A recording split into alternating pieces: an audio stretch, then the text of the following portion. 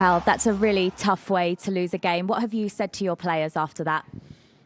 Obviously that we have to manage much better when you cannot win. And the way we handle the ball in 3 occasions in deep areas, it's not good enough. And then there is half time. You know, you want to win the quarterfinals, you have to beat your opponent. And this is what we have to do at the Emirates now.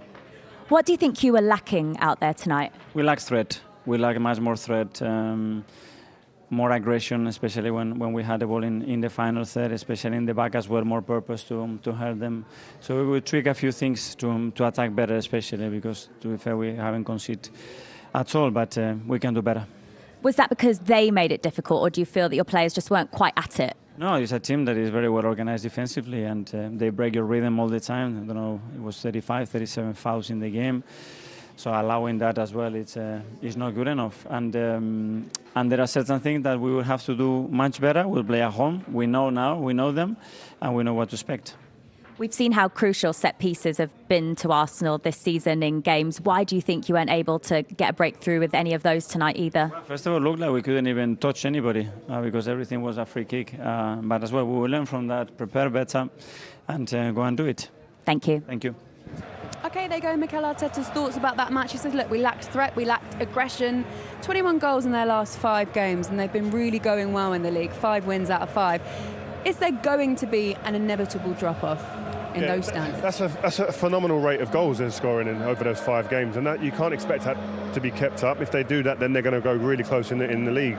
But I think, again, I keep going back to it. This is European football. This is knockout stages now. The team aren't going to let you come in and just play your football and say, right, you attack us, we attack you.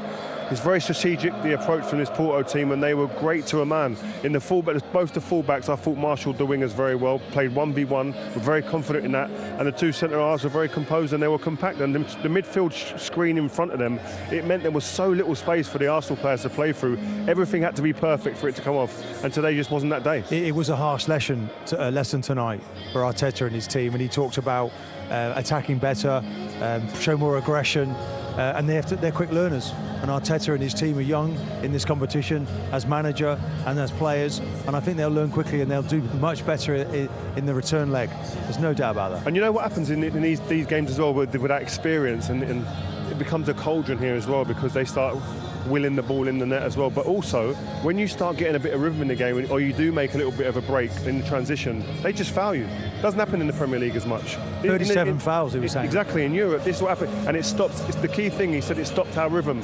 And that's what they've been used to recently, building up that rhythm, that momentum, when they just blitz teams at the moment. So what are those lessons in regards to everything that you've just said there? 3 weeks to get it right, to then take it back to the Emirates, where it might be a different story. What are they going to have learned from this to correct for the next leg? Getting it to their wide players, Martinelli and Saka. They've been the 2 players that have carried this team now for many years.